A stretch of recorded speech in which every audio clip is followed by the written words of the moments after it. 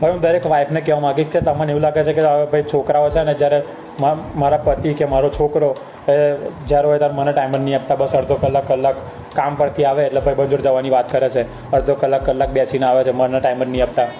પણ ભાઈ જો તમે ખરેખર પતિ કે છોકરાને ખુશ દેખવા માગતા હોય ને તો એ અડધો કલાક ભાઈબંધ બેસવા જાય ને તો એને જવા દેજો.